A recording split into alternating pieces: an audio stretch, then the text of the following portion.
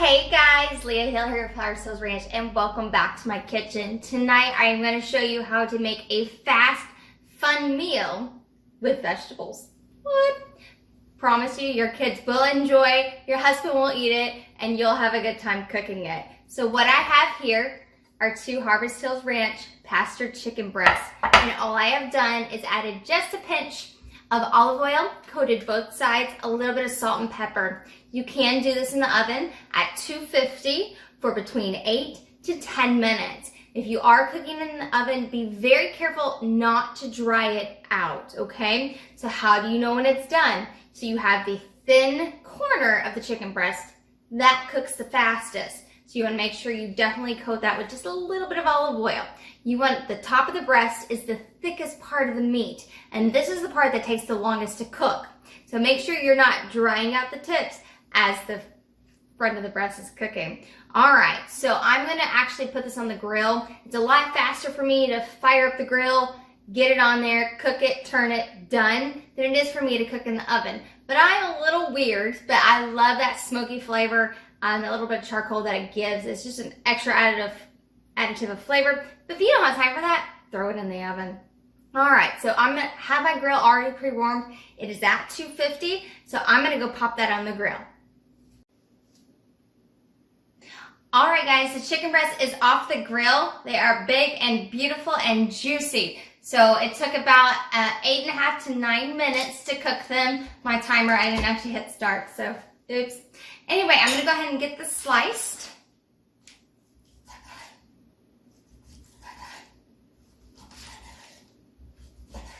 And I'll be right back.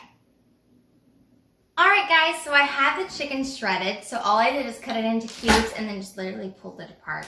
All right, I'm gonna add it into my broccoli. Now, off camera, I went ahead, because it's kind of, I get really into it, so I didn't want to, you know. So I just take a potato masher and I mash up the broccoli, and then you get it into this nice mushy consistency. Not mushy, but it is torn up a little bit because you want to get the stalks. It's where all the nutrients is in the vegetable. So one thing to note is that you don't want to overcook the broccoli because you don't want to cook out all the nutrients. Same thing with the chicken. The more you cook it, the more the nutrients comes out. All right. There's that. So we're gonna add 1, 2, 3, 4, 5, 6 little clicks of pink Himalayan sea salt. This is my tricolor, pepper mix. My hands are slippery. 1, 2, 3, 4, 5, 6. Well, the 6th one didn't come out because my hands are wet. There we go. Let's take care of that. And then this is my paleo powder.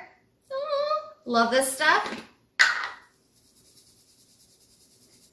All right, so there is not a right or wrong with your seasoning profile. You can add your favorite seasoning and it's gonna take on, the broccoli is gonna take on the flavor of the chicken, whether it is smoked or on the grill, or even the olive oil and the flavor and the moisture from cooking in the oven. So all I'm gonna do is mix this up.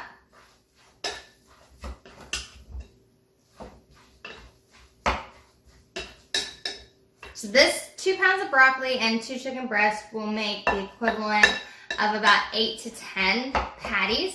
Just really depends on how generous you are with your patty size.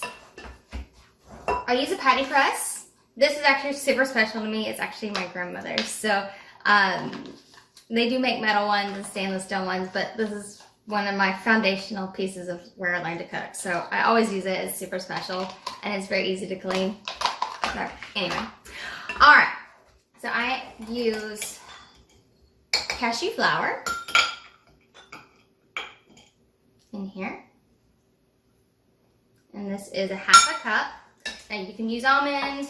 I wouldn't use coconut. I'm not a huge fan of coconut in certain things unless it's a completely unrefined, because then you won't have that coconut flavor. But it is hard to find.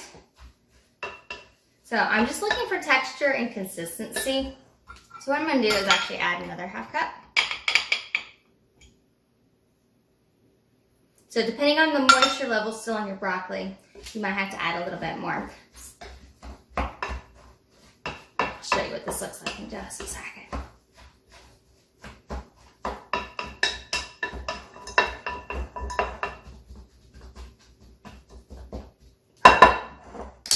So you want it a little bit clumpy.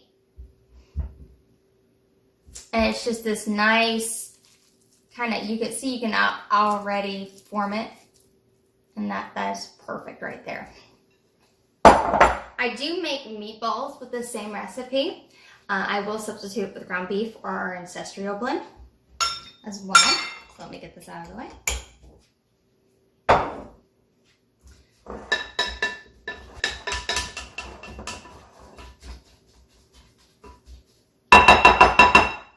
All right, in the event that it is too dry and you added too much of whatever flour choice you used, simple fix to that, just go grab one of our Harvest Hills Ranch free range chicken eggs, crack it in there, you're good to go.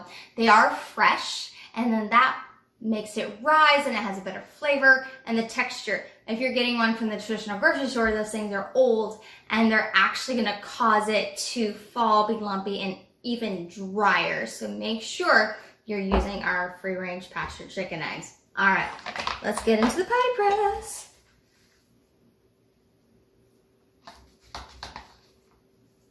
There's not a right or wrong on this either. You just press, press, press.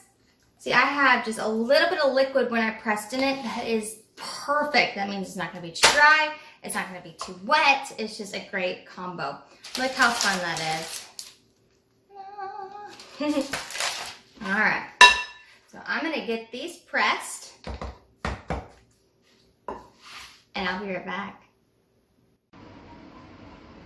All right, guys, they're done and pressed. As you can see in the middle, it goes from the front to the back in varying sizes, so it really doesn't matter. I have my oven preheated to 350, so they're gonna go in for 8 minutes, and then I will check for them to see if they are golden brown right at the top. You'll see a little bit of that cashew flour browning, and that's what you want to see. So I'll show you what that looks like in just a second. All right, guys, I'm back. It actually took 9.5 minutes to cook these.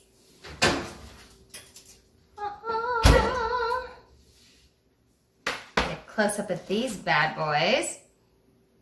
So you see how it has a little bit of the brown here? You can definitely see it on the corner. That's what you want. So it's nice, it's pliable, it'll stay together on you. Oh, beautiful. So what I'm going to do is get these served. I'm gonna put just a smidge bit of marinara on it. If I had basil growing in the garden, it's still not warm enough, I would add a little bit of basil on there and maybe just a little bit of goat cheese, but that's just me. So they are good on their own. Have fun with it, mix it up, make a fun sauce for it if you want, but they are ready to go, and I'm starving. So Leah Hill here out. Thank you so much for joining me in my kitchen, and bon appetit!